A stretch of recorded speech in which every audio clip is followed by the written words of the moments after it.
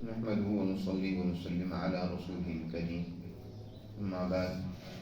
فأعوذ بالله من الشيطان الرجيم بسم الله الرحمن الرحيم وقال الذين كفروا للذين آمنوا لو كان خيرا ما سبقونا إليه وإذ لم يهتدوا به فسيقولون هذا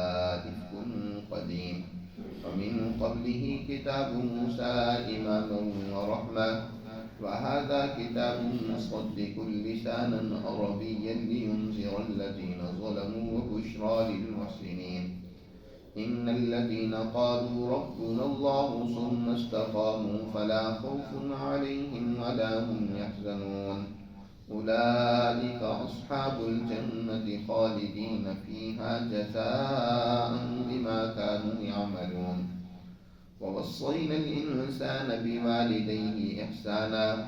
حملته أمه كرها ووضعته كرها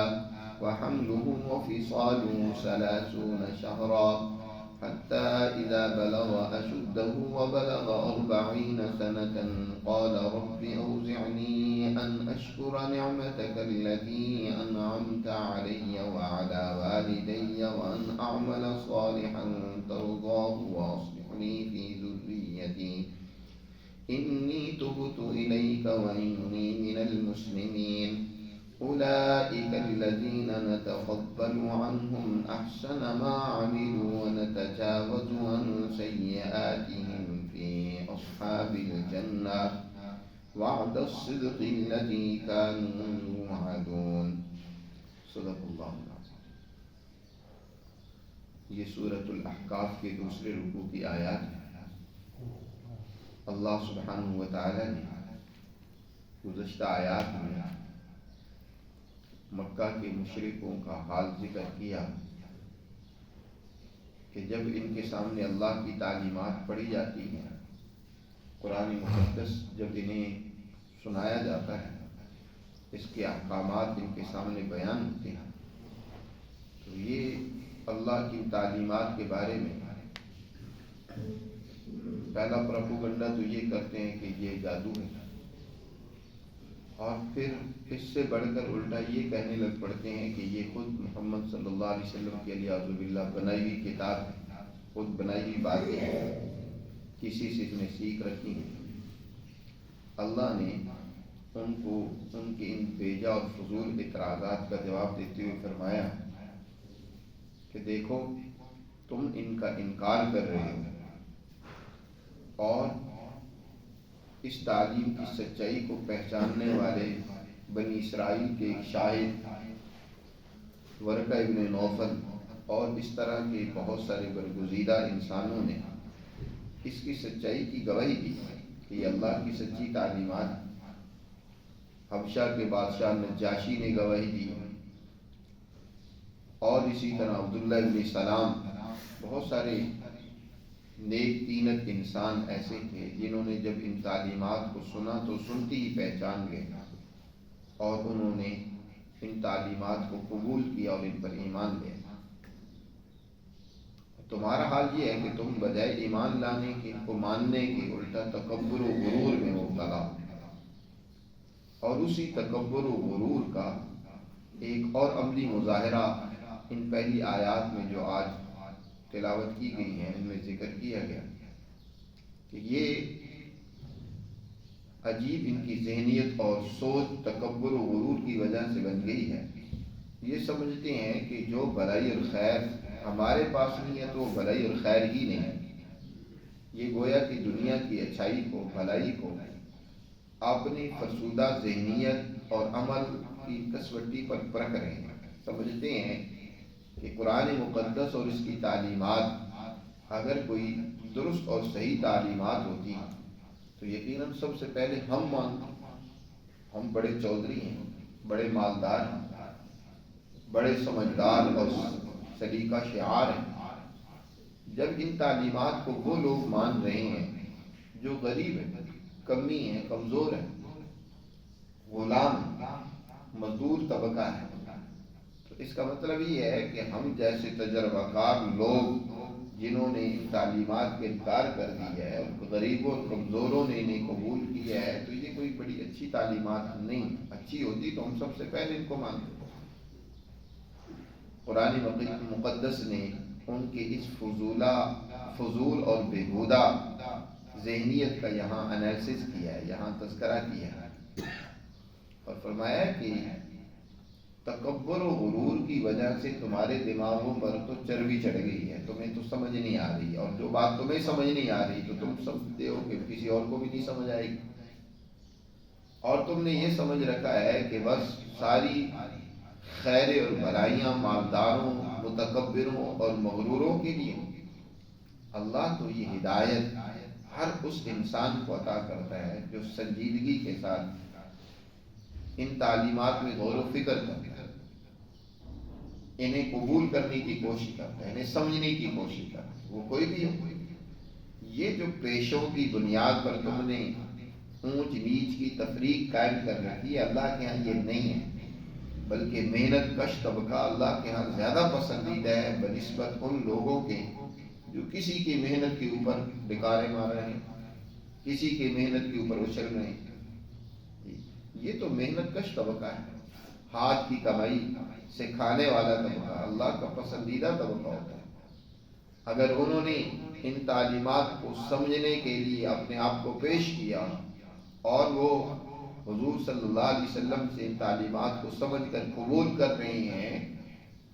یہ تو اس اچھائی کی بات ہے۔ اور ہمیشہ انبیاء علیہ السلام کی تعلیمات کو قبول کرنے والا زیادہ تر طبقہ وہ کمزور اور غریب ہی ہوتا ہے، کیونکہ وہ ان کی حقوق کی بات کرتا ہے۔ جنہوں نے دوسروں کے حقوق پر ڈاکہ ڈال رکھا ہے، بھلا ان کو یہ باتیں کہاں سمجھ آئیں گی؟ وہ تو دوسروں کے حق کو دینے کے لیے تیار نہیں ہے۔ بھئی بات اسے ہی سمجھ آئے گی کہ جس کا حق دوسرے نے چھین رکھا ہے اور اس کو ادا بھی کرنے کے لیے تیار نہیں ہے، اس پہ ظلم و زیادتی اور بدمعاشی کی ہوئے،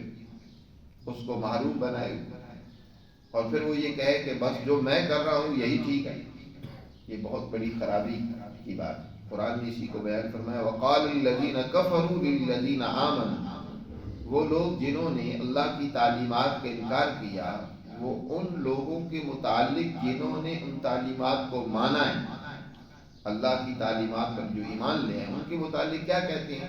لَوْ كَانَ خَيْرًا مَا سَبَقُونَا إِلَيْهِ، اگر یہ تعلیمات بہتر ہوتی، اچھی ہوتی تو ما سبقونا الیہ، تو ان تعلیمات کی طرف ہم سے سبقت نہ لے جاتے، یعنی ان کو پہلے قبول نہ کرتے۔ اللہ ارشاد فرما رہے وَإِن لَّمْ يَهْتَدُوا بِهِ، جب انہیں اللہ کی تعلیمات کی ہدایت کی توفیق ہی نہیں ہوئی، انہیں سمجھنے کی طرف اللہ نے انہیں اس کی توفیق ہی نہیں دی، انہیں سمجھ ہی نہیں آئی اور وہ سمجھنا ہی نہیں چاہتے، تو کیا کہتے ہیں؟ جب ان کی سمجھ میں نہیں آئی تو کہتے ہیں فَسَيَقُولُونَ هَذَا إِفْكٌ قَدِيمٌ، یہ تو بات پرانی گڑنتو باتیں ہیں، پہلے بھی لوگ کرتے رہے اس طرح کی بات۔ افق قدیم کہتے ہیں، یہ گڑنتو باتیں پہلے سے چلی آ رہی ہیں۔ قرآن کہہ رہا ہے کہ یہ پرانی باتیں ہیں، کوئی نئی بات نہیں ہے، لیکن گھڑنتو نہیں ہے، یہ اللہ کی تعلیمات اللہ نے انسانیت کے لیے نازل کی۔ قرآن مقدس کی تعلیمات کوئی نئی تعلیمات نہیں ہیں، یہ وہی تعلیمات ہیں جو اس سے پہلے موسیٰ علیہ السلام پر بھی نازل ہو چکی ہیں۔ وَمِن قَبْلِهِ کتاب موسیٰ، اس قرآن سے پہلے موسیٰ علیہ السلام کی کتاب بھی تھی جو انسانیت کے لیے رہنما تھی، رحمت تھی، امام و رحمہ۔ وَهَذَا كِتَابٌ مُصَدِّقٌ لِسَانًا عَرَبِيًّا، اور یہ کتاب جو ہے خالص عربی زبان میں ہے جو تمہاری اپنی مادری زبان ہے، اس کو سمجھنے میں کوئی دشواری تمہارے لیے نہیں ہے۔ لسان عربی، کیونکہ قرآن کے سب سے پہلے مخاطب اہل عرب تھے، قرآن نے سب سے پہلے ان کو سمجھایا، اس لیے جو پہلے مخاطب تھے انہی کی زبان میں واضح تعلیمات اتاری ہیں، اور یہ پہلی سچی تعلیمات کی تصدیق بھی کرتی ہے، ان کی تائید کرتی ہے۔ مصدقاً، حضرت موسیٰ علیہ السلام پر جو تعلیمات آئی، عیسیٰ علیہ السلام پر، دیگر انبیاء علیہ السلام پر، ہر دور میں جو سچائیاں آئی ہیں، اس کی سچے ہونے کی ایک بہت بڑی دلیل یہ بھی ہے کہ یہ ان سچائیوں کی تائید و تصدیق کرتی ہے۔ یہ کوئی یہ نہیں کہتی کہ میری بات مانو، کوئی میں انوکھی بات تمہارے سامنے کر رہا ہوں۔ نبی کریم صلی اللہ علیہ وسلم نے اپنا تسلسل اپنے انبیاء کے ساتھ جوڑا ہے۔ آپ ہر موقع پر فرماتے ہیں کہ میں اسی سلسلے کی کڑی ہوں جو مجھ سے پہلے بے شمار انبیاء انسانیت کی رہنمائی اور ہدایت کے لیے تشریف لے کر آتے رہے۔ ما کنت بدعا من الرسل وما ادری ما، میں کوئی یہ نہیں کہتا کہ میں کوئی نیا اور انوکھا رسول ہوں، مجھ سے پہلے کوئی رسول نہیں ہے۔ یہ تو ہمیشہ اللہ نے انسانیت کی ہدایت رہنمائی کے لیے انبیاء بھی بھیجے ہیں اور اپنی تعلیمات بھی نازل کی۔ تو ھذا کتاب مصدق لسانا عربیا لینذر الذین ظلموا، اور جو ظلم و زیادتی اور بدماشی کا ارتکاب کر رہے ہیں، یہ تعلیمات اس لیے آئی ہیں تاکہ انہیں خبردار کریں، انہیں تنبیہ کر دیں، انہیں سمجھائیں کہ اپنے ظلم سے باز آؤ، وگرنہ اس کی سزا اب تمہیں بھگتنی ہوگی۔ لینذر الذین ظلموا وبشریٰ للمحسنین، اور جو نیک کردار ادا کرتے ہیں، جو اچھا کردار ادا کرتے ہیں، معاشرے میں انسانیت کی بھلائی کا کردار ادا کرتے ہیں، اللہ سے سچا تعلق قائم کرنے کی کوشش کرتے ہیں، تو ایسے لوگوں کے لیے خوشخبری ہے کامیابی کی کہ وہ لوگ دنیا میں بھی کامیاب ہوں گے، آخرت میں بھی کامیاب ہوں گے۔ اچھے اور برے کردار کی اللہ نے آگے ایک مثال بیان کی ہے، دو نمونے ذکر کیے۔ ایک وہ ہے جو دنیا میں اچھا کردار ادا کرتا ہے اور اس اچھے کردار پر ثابت قدم رہتا ہے، استقامت جماؤ اختیار کرتا ہے۔ یہ نہیں ہے کہ ایک وقت میں تو کوئی دل میں جذبہ پیدا ہوا، اس نے کوئی خیر بھلائی اچھائی کر لی ہے، دوسرے وقت میں چھوڑ کر بیٹھ گئے۔ ابھی رمضان مبارک گزرا ہے، رمضان مبارک میں کتنے ایسے لوگ تھے جن کے دلوں میں خیر کا جذبہ پیدا ہوا، نمازیں بھی پڑھی، اللہ کی طرف متوجہ ہوئے، اور رمضان گزرا تو پھر زیرو ہو گئے، بیٹھ گئے۔ یہ اللہ کی بندگی نہیں ہے، یہ اچھا کردار نہیں ہے۔ اس لیے فرمایا ان الذین قالوا ربنا اللہ، بے شک وہ لوگ جنہوں نے کہا کہ ہمارا رب تو اللہ ہے، اللہ کو انہوں نے اپنا رب پروردگار تسلیم کیا، ثم استقاموا، پھر اس پر ڈٹ گئے، جم گئے، یعنی اللہ کو اپنا رب مانا، پھر اس کے احکامات کی تعمیل میں کوئی کوتاہی غفلت نہیں برتی، استقامت اختیار کی۔ حضرت سفیان رضی اللہ تعالیٰ عنہ نے نبی کریم صلی اللہ علیہ وسلم سے عرض کی کہ اللہ کے رسول کوئی ایسی مجھے نصیحت فرمائیں کہ مجھے آپ کے بعد کسی سے پوچھنے کی، اپنی زندگی کے مسائل کو حل کرنے کی، کسی اور سے پوچھنے کی کوئی ضرورت اور نوبت نہ ہے۔ آپ صلی اللہ علیہ وسلم نے فرمایا قل آمنت باللہ ثم استقم، اللہ پر ایمان لے آؤ، جو کچھ اللہ نے تعلیمات دی ہیں انہیں قبول کرو اور پھر ان پر ڈٹ جاؤ، استقامت اختیار کرو۔ یہی استقامت اصل کرامت ہے۔ اولیاء اللہ کے ہاں یہ جملہ بڑا مشہور ہے، وہ فرماتے ہیں الاستقامت فوق الف کرامت، 1000 کرامتیں ایک طرف اور استقامت ایک طرف۔ ایک آدمی وہ ہے جو اپنی نیکی پر استقامت اختیار کی ہوئے ہے، اچھے راستے پر جمع ہوا ہے، اس سے کوئی کرامت ظاہر نہیں بھی ہو رہی ہے، دوسری طرف ایک وہ انسان ہے جس سے بڑی کرامتیں ظاہر ہو رہی ہیں، ہزاروں کرامتیں ظاہر ہو رہی ہیں، لیکن استقامت نہیں ہے۔ یہ اس سے استقامت والا عمل 1000 کرامتوں سے زیادہ وزنی اور بھاری ہے۔ حضرت جنید بغدادی رحمۃ اللہ علیہ کی خدمت میں ایک صاحب گئے، کئی دن تک ان کی خدمت میں رہے، اس کے بعد مہینہ بھر رہنے کے بعد اجازت چاہیے کہ میں اب جانا چاہتا ہوں۔ تو حضرت فرمایا بھئی تم آئے یہاں 1 مہینہ رہے، اب جانے کی بھی اجازت مانگ رہے ہو، نہ آنے کا کوئی مقصد ذکر کیا، اور اب جا رہے ہو تو کیوں جا رہے ہو؟ یہاں ہماری خانقاہ میں رہنا تمہارے لیے کیا ممکن نہیں ہے؟ کیا یہاں کوئی آپ کو خلاف شرع بات نظر آئی؟ کیوں جا رہے ہو؟ پہلے اولیاء اللہ اور علماء ربانی کی صحبت میں لوگ کئی مہینے اور سالوں رہتے تھے اپنی تعلیم و تربیت کے لیے. تو یہ صاحب تھوڑا عرصہ رہا اور اس کے بعد جانے کی اجازت مانگی. تو کہنے لگا حضرت کے پوچھنے پر کہ میں تو یہاں آیا تھا، بہت آپ کا شہرہ سنا تھا اور میں نے سمجھا تھا کہ بہت بڑی کوئی شخصیت ہوگی، ان سے جا کر فیض حاصل کروں، لیکن میں نے یہاں کر کچھ نہیں دیکھا. اس کے ذہن میں وہی کرامتیں تھیں کہ بھئی کوئی بڑی کرامتیں ظاہر ہوتی ہوں گی صبح و شام. حضرت فرمایا کیا تم دیکھنا چاہتے تھے؟ کیا ہماری کرامتیں دیکھنا چاہتے تھے؟ اور پھر ساتھ پوچھا یہ بتاؤ کہ میرا عمل کوئی تمہیں سنت کے خلاف نظر آیا ہے؟ کوئی میں نے ایسا کام کیا ہو جو سنت اور شریعت کے خلاف ہو؟ کہا نہیں، ایسا کام تو کوئی نہیں میں نے دیکھا. فرمایا پھر سنو، یہی سب سے بڑی بزرگی اور تقوی ہے، انسان کا عمل شریعت کے احکامات کے مطابق اور اس پر مستقل مزاجی کے ساتھ، استقامت کے ساتھ. یہ جو کرامتیں ہوتی ہیں اس کو تو کہا جاتا ہے کہ یہ جیسے عورتوں کا حیض ہوتا ہے، ان کی گندگی جسم سے نکلتی ہے جی، اسی طرح اولیاء اللہ یا نیک لوگ جو ہوتے ہیں نا، یہ کرامتیں ان کے لیے بمنزلہ اس حیض کے ہوتی ہیں. وہ ان کے جسم سے در حقیقت وہ گندگی کا اخراج ہوتا ہے.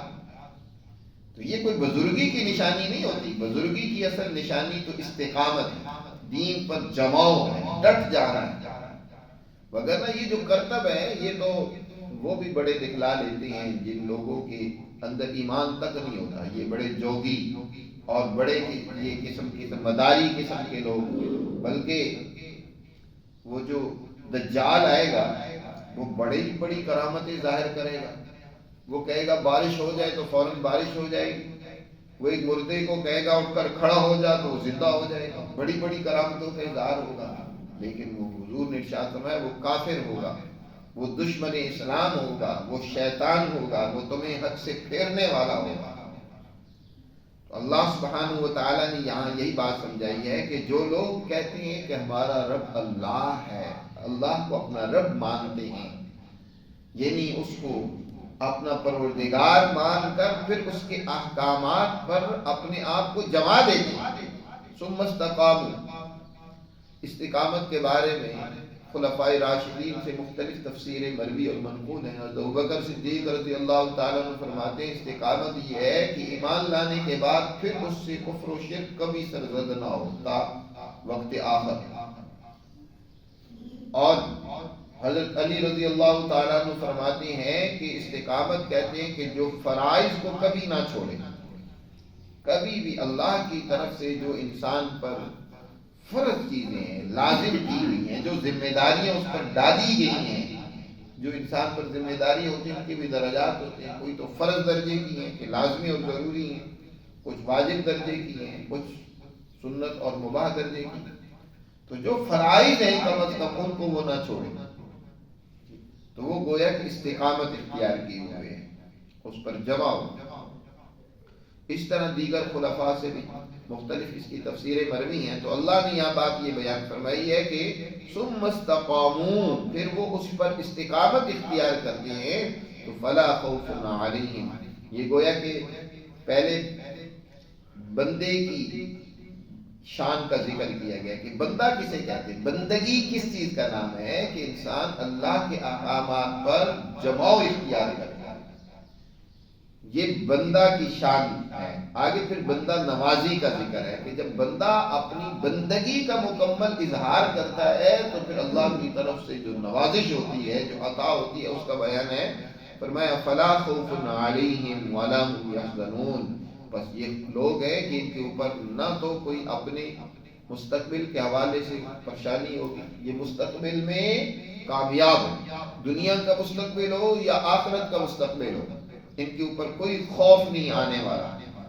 وَلَا هُمْ يَحْزَنُونَ، اور نہیں اپنے کسی ماضی کے فیصلے اور عمل پر ان کو پچھتاوا ہوگا، دنیا کے اندر یا آخرت کے اندر، دونوں جگہوں پہ ان کے لیے کوئی پریشانی اور غم اور ٹینشن نہیں ہوگی.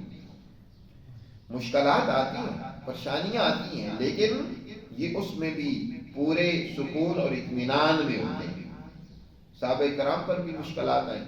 ان کے بعد سچی جماعتوں پر مشکلات آئیں، لیکن ان کے دل میں اطمینان تھا، انہیں کوئی ڈر اور خوف نہیں تھا۔ آج بھی جو سچی طاقت و قوت دنیا میں اللہ کی تعلیمات کو محفوظ رکھنے، ان پر قائم رہنے کے لیے جمع اختیار کرتی ہیں،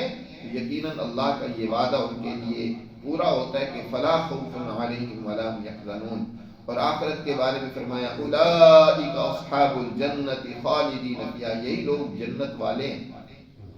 خالدین فیہا، اور ان جنتوں میں ہمیشہ ہمیشہ رہیں گے، جزاء بما كانوا يعملون، یہ بدلہ ہے ان اعمال کا وہ جو دنیا میں کیا کرتے تھے۔ اب ان کا ایک عمل یہاں آگے ذکر کیا ہے، جن محسنین کے اعمال کا، ایک تو ان میں استقامت ہوتی ہے،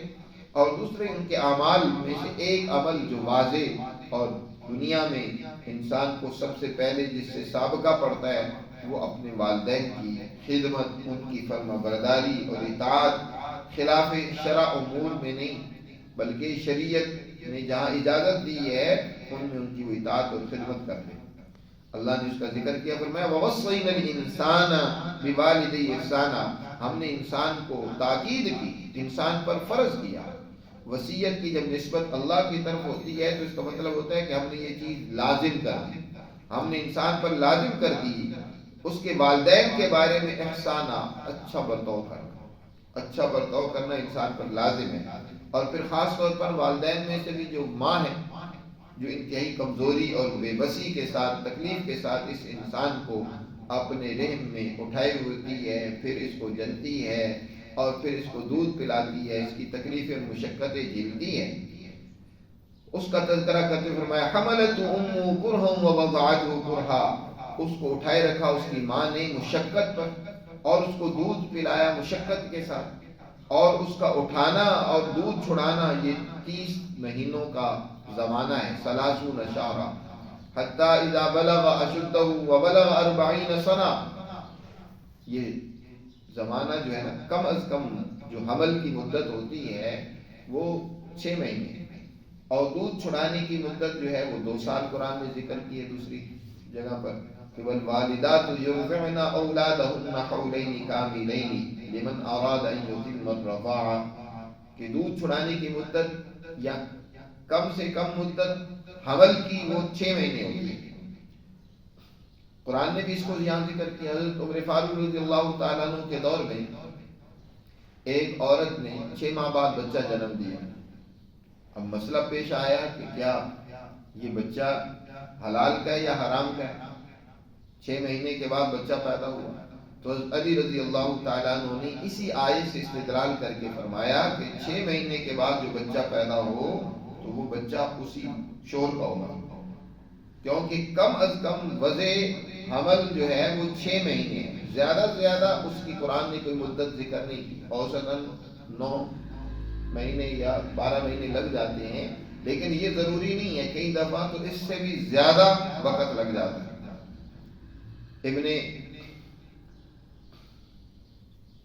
ایک محقق نے، ابن سینا نے غالباً ذکر کیا ہے اپنی کتاب شفا میں کہ میں نے ایک ایسی عورت کو دیکھا ہے کہ جس کا بچہ 4 سال بعد پیدا ہوا اور اس کے منہ میں دانت بھی نکل چکے تھے۔ تو ایسا بھی ہوتا ہے کہ 3 سال بعد بچہ پیدا ہوا، تو زیادہ مدت وہ قرآن نے بیان نہیں کی کہ وہ حالات کے اعتبار سے کسی کی مختلف ہو سکتی ہے، لیکن کم از کم مدت جو ہوتی ہے ایک ماں جو اپنے رحم میں بچے کو اٹھاتی ہے وہ 6 مہینے ہوتی ہے۔ آج جدید تحقیق نے بھی یہ ثابت کر دیا کہ عورت کی جو کم از کم مدت ہے وہ 6 مہینے ہے، اور وہ ویسے تو 6 مہینے کو شمار کرتے ہیں طہر سے، یعنی جب جس عورت میں حمل ٹھہرا ہے، حیض کے بعد جب طہر کا زمانہ شروع ہوا ہے اس سے اس ہفتے کا آغاز کرتے ہیں، وہ گویا کہ اس کو بھی اس میں شمار کرتے ہیں۔ اس اعتبار سے وہ 196 دن یعنی 16 دن زیادہ بناتے ہیں، لیکن وہ 16 دن اسی لیے زیادہ بناتے ہیں کیونکہ انہوں نے پہلے دن بھی کچھ شمار کیے ہوتے ہیں، اگر ان کو کچھ کو نکال دیا جائے تو یہ تقریباً 6 مہینے ہی بنتے ہیں، جس کا قرآن نے یہاں ذکر کیا ہے۔ تو اللہ تعالیٰ نے ارشاد فرمایا کہ دیکھو ماں نے کس طرح مشقت پر مشقت اٹھا کر تمہیں پہلے رحم میں اٹھائے رکھا، تکلیفیں جھیلی، پھر تمہیں جنا، اور پھر تمہارے دکھ درد کے ساتھ تم بیمار ہوتی ہو تو وہ بھی بیمار ہو جاتی ہے۔ اس نے اپنے آرام کو، اپنی راحت کو تمہارے لیے چھوڑ دیا، تمہیں دودھ پلایا، تمہاری تکلیفیں مصیبتیں خود برداشت کی، اور اب جب تم بڑے ہو گئے ہو تو بجائے اس کی خدمت کرنے کی، اس کی اطاعت فرما برداری کرنے کی، اس کو خوش رکھنے کے، تم اسی کے مخالف ہو جاتے ہو۔ تو جو انسان اللہ کی تعلیمات کو مانتا ہے، اس کا قرآن نے یہاں ذکر کیا کہ اس انسان کا یہ حال ہے کہ حتیٰ اذا بلغ اشدہ، کہ جب اس کی طاقت اور قوت بالغ ہو جاتی ہے، یعنی وہ جوان ہو جاتا ہے، وبلغ 40 سنہ، اور وہ 40 سال کو پہنچ جاتا ہے۔ انسان کی زندگی میں بھی جو ٹھہراؤ کا زمانہ ہوتا ہے وہ 40 سال کا ہوتا ہے۔ 40 سال سے پہلے بہر صورت انسان میں مختلف حالات آتے رہتے ہیں، جوانی کا جوبن اور جوش ہوتا ہے، جس کی وجہ سے انسان بہت زیادہ بعض اوقات بے راروی کا بھی شکار ہو جاتا ہے۔ لیکن 40 سال کا زمانہ وہ ہوتا ہے کہ اب جوانی کا جوش وہ ٹھہر چکا ہوتا ہے، اور دوسری طرف تمام قوتیں اور طاقتیں کامل ہو چکی ہوتی ہیں، انسان کی عقل اور دماغ وہ بھی کامل ہو چکا ہوتا ہے، اعضاء بھی کامل ہو چکے ہوتے ہیں۔ اب نہ تو بڑھاپے کی ابھی کمزوری آئی ہوتی ہے، اور نہ جوانی کا جوش ہوتا ہے۔ یہ جو زمانہ ہوتا ہے نا، یہ انسان کے لیے اپنے آپ کو سنبھالنے کا بہترین زمانہ ہوتا ہے۔ اس زمانے میں بھی جو اپنے آپ کو نہیں سنبھالتا نا، بعض روایات میں آتا ہے کہ شیطان جب 40 سال کا ایک انسان ہو جائے اور وہ انسان اپنی ان مستیوں سے پھر بھی باز نہیں آتا، خرابی میں ہی مبتلا رہتا ہے، تو اس کے منہ پر وہ گجا مارتا ہے اور کہتا ہے کہ تو بڑا لعنتی ہے کہ اس عمر میں بھی تجھے سمجھ نہیں آ رہی۔ شیطان بھی اس پر گویا کہ گجا مارتا ہے کہ اس زمانے میں بھی تیرے اندر اب اعتدال پیدا نہیں ہو رہا۔ حضرت ابن عباس رضی اللہ تعالیٰ عنہ فرماتے ہیں کہ 40 سال کے بعد جس کی اچھائیاں برائیوں پر غالب نہ ہیں، تو اس انسان سے برا انسان کوئی نہیں۔ اب وہ زمانہ آ گیا ہے کہ اب اس کی نیکی غالب آ جانی چاہیے اس کی برائی پر، یعنی اکثریت نیکی کا غلبہ ہونا چاہیے۔ تو اللہ نے یہاں اس کا خاص طور پر ذکر فرمایا کہ جب وہ انسان 40 سال کی عمر کو پہنچ جاتا ہے، اللہ کو ماننے والا انسان، استقامت اختیار کرنے والا انسان، تو اپنے رب کی حضور دست بستہ دعا کرتا ہے اور کہتے ہیں رب اوزعنی ان اشکر نعمتک التی، اے میرے پروردگار مجھے والہانہ توفیق عطا فرما۔ یہاں وفقنی کا لفظ نہیں ذکر کیا، اوزعنی، اوزعنی جس کے اندر انسان کی بڑی کشش اور رغبت اور شوق پایا جاتا ہو، وہ کہتا ہے کہ اللہ مجھے والہانہ توفیق عطا فرما کہ میں تیری ان نعمتوں کا شکر ادا کروں جو تو نے مجھ پر کی ہیں۔ مجھ پر تیرے بڑے احسانات ہیں، بڑی مہربانی ہے، تو میں ان کا شکر ادا کروں، مجھے اس کی توفیق عطا فرما۔ وعلی والدیّ، اور اسی طرح جو تو نے میرے والدین پر نعمتیں کی ہیں، اللہ مجھے توفیق عطا فرما کہ میں ان کا بھی شکریہ ادا کروں۔ وَأَنْ أَعْمَلَ صَالِحًا تَرْضَاهُ، اور یہ کہ میں اللہ ایسے اعمال کروں جن کو تو پسند کرے۔ وَأَصْلِحْ لِي فِي ذُرِّيَّتِي، اے اللہ میرے لیے میری اولاد میں نیکی پیوست کر دے، ان کے اندر اصلاح اور ان کے اندر خیر کی صلاحیت پیدا کر دے کہ اللہ وہ تیری فرمانبرداری کرے۔ انی تبت الیک وانی من المسلمین، اے اللہ میں تیری طرف رجوع کرتا ہوں اور بے شک میں تیرے حکموں کو بجا لانے والوں میں سے ہوں، جو تیرے احکامات کو پورا کرنے والے ہیں ان میں سے میں بھی۔ تو یہ انسان دعا کرتا ہے، بڑی جامع دعا ہے، ہر ایک مسلمان کو یہ دعا مانگتے رہنا چاہیے، یہ دعائیں یاد ہونی چاہیے اور اس کو مانگنا چاہیے۔ اللہ نے پھر اس کے بعد اپنی شان کا ذکر کیا ہے، جب بندہ اپنی بندگی کا اظہار کرتا ہے تو پھر اللہ کی شان نوازی ظاہر ہوتی ہے۔ اللہ ارشاد فرماتے ہیں کہ یہی وہ لوگ ہیں کہ نتقبل عنہم احسن ما عملوا، کہ ہم ان کے اچھے اعمال کو قبول کرتے ہیں اور ان کے برے کاموں سے ہم تجاوز اور درگزر کرتے ہیں، اور یہی لوگ ہیں کہ فی اصحاب الجنہ، جنت والوں میں سے ہوں گے۔ وعد الصدق الذی کانوا یوعدون، یہ سچا اللہ کا وعدہ ہے جو ان سے کیا جا رہا ہے اور یہ پورا ہوگا۔ تو یہ محسنین کا عمل ذکر کیا کہ محسنین وہ اپنے والدین کی بھی اطاعت کرتے ہیں، اللہ کی بھی شکر گزاری کرتے ہیں، اللہ کی بھی فرما برداری کرتے ہیں، اپنے اولاد کی بھی اصلاح اور تعلیم و تربیت کی فکر کرتے ہیں۔ یہی انسان کے لیے کہ اپنی زندگی بھی درست ہو، اپنے والدین کی بھی خدمت ہو، اپنی اولاد کی بھی تعلیم و تربیت کی انسان کوشش کرے، ان کو بھی درست کرنے کی فکر میں لگا رہے۔ تو انسان یہی وہ انسان ہے کہ اللہ سبحانہ و تعالیٰ نے فرمایا کہ ان کی نیکیوں کو اللہ قبول کرتا ہے، کوئی غلطیاں ہو جاتی ہیں تو اللہ ان سے درگزر کرتا ہے، اور یہی لوگ ہیں کہ اللہ ان کو جنت والوں میں شامل کرے گا۔ اللہ ہمیں بھی ان لوگوں میں شامل فرمائے۔ اس کے مقابلے میں جو دوسرے ذہنیت کے لوگ ہیں ان کا قرآن نے اگلی آیات میں تذکرہ کیا ہے، اس پر انشاءاللہ اس درس میں بات کریں۔